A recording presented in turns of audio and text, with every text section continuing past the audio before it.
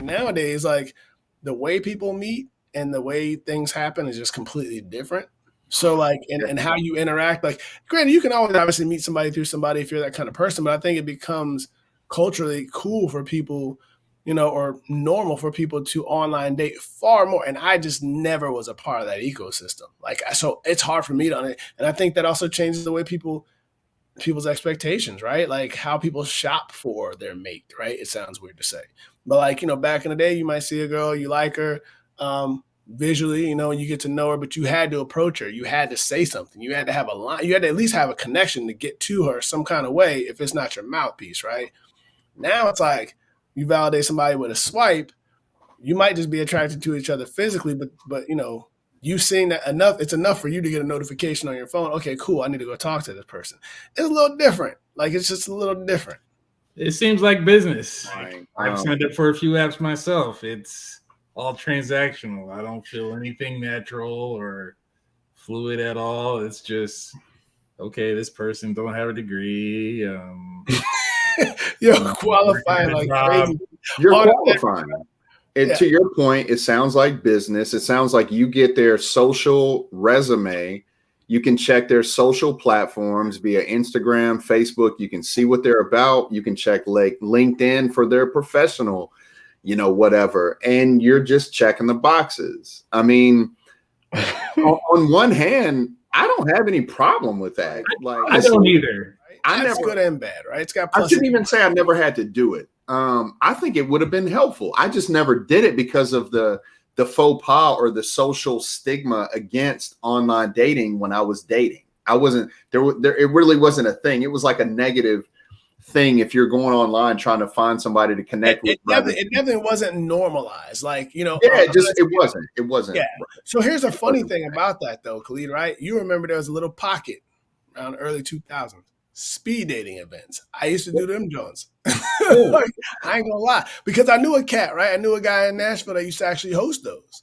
Matter of fact, it was a friend of Mars, and she tell you. So she actually was a person that, man, having a female roommate takes you different places, like mentally, right? Like as far as like she would get me to do stuff that I wouldn't do, like so. Yeah. But her friend would do these speed dating events. Hey, come out with me. I want to go to a speed dating event. Like, you got to come. Like, we can go together. And I was like, cool. So I would go with Mara to the speed dating event. And I would do those.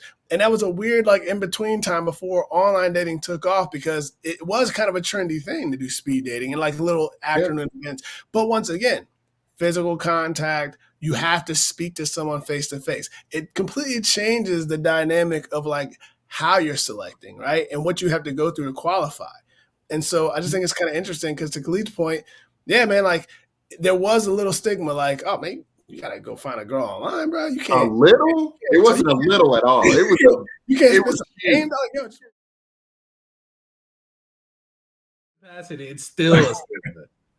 Not like what it was, but man, it's way more acceptable. It's still normalized. It's way more normalized. I mean, it's definitely not like. I mean, we're talking like 03 to 07, because I met my wife in 08, so like during that pocket, like I was still in the field. I just wasn't, online dating wasn't. And so I moved here in 07. And once again, it was my female roommate from the past who put me on, who created my profile and, and then said, hey, you need to go. Now, granted, from there, I checked in and I met a girl or two, and it wasn't like never, it didn't make, like it was so awkward. Like the whole thing was awkward. It was also me blind dating for the first time. I wasn't with that very much. You know what I'm saying?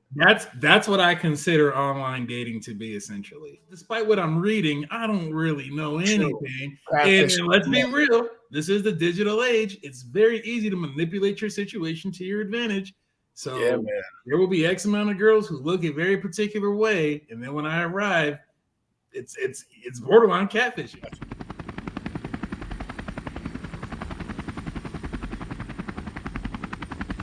So wait a minute. You're saying online dating is the same as what now? So blind dating is what he's equating to online dating, because I was saying I started, to me, online dating was like blind dating, right? Is what I said. He said essentially it's the same thing, because you don't know if you can trust any of what you see on that profile anyway. Like, until you meet a person face to face, like you get catfish. Like, she done slimmed out her pictures with Photoshop. She's, changed her profile to say she's this and that. But like, how do you really know? Yeah.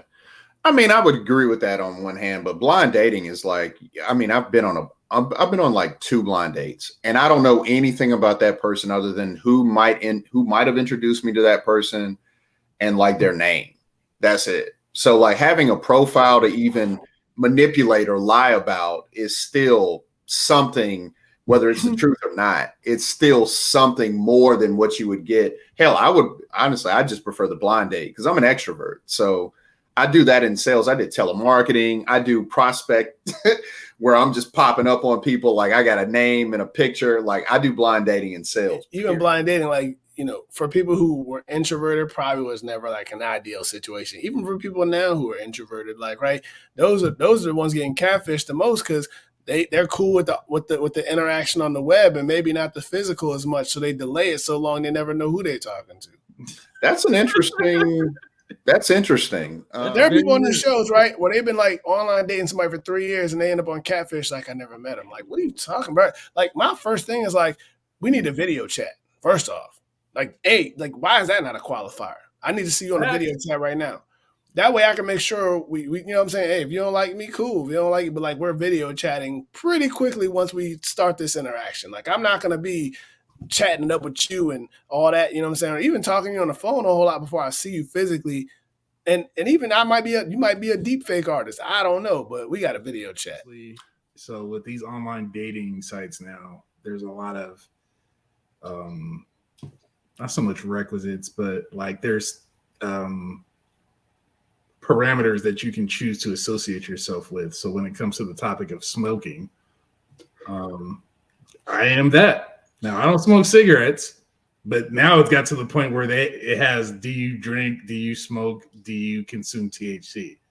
So at least now I can say I don't smoke, I consume THC, but even saying THC is like not in every. I mean, it's almost really like the death blow. I'm surprised there's not an entire website or entire platform for people who are like seeking other cannabis smokers. I would absolutely love that. That could get to a point where I was about to stop smoking. I don't know, man. It is what it is. I think a lot of females slow down on that as they get older. You know, sure. That's kind of probably what it is. Or the bigger thing is, on paper it don't look right, so they don't value that in the person they're shopping for a serious relationship. Like I think that it's weird as it sounds, the connotation is still the same. Like, oh, well, you smoke, so you're lazy, or you ain't gonna. But to be honest, it's funny because I think Wiz Khalifa just posted something the other day and was like, you know, stop saying that weed makes you lazy. You're just a lazy person, you know, who happens to smoke weed. At the end of the day, like we talk about Wiz Khalifa, so he's like, I built an empire and smoked weed the entire time, probably more than the average person. Snoop Dogg too, right? You know, not to get too far from the whole cannabis conversation, but that's just such a weird misnomer. But I do think that women tend to be less and less apt to do it as they get older because of childbearing and being a mother and all that stuff. Doesn't mean that they don't want to.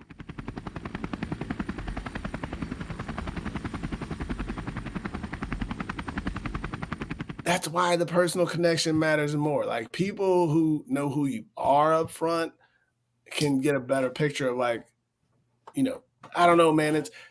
Being qualified by that is a weird thing, right? Khalid mentioned being qualified, because I think as a qualification, it's just something a lot of people, even in their own mind, if they do it occasionally, don't want to acknowledge on paper for like the mate they're seeking, right?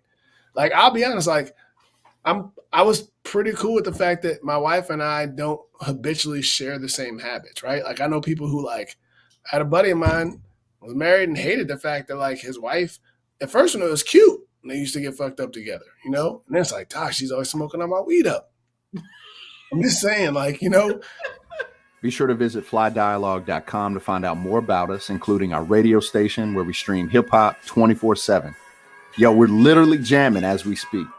We got a craft beer blog called Cream. Craft rules everything around me. You can find us on Twitter, Instagram, Facebook, TikTok, the craft beer app called Untapped, or on YouTube.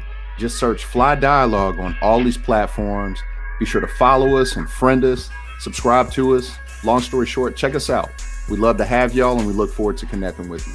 And let's talk soon.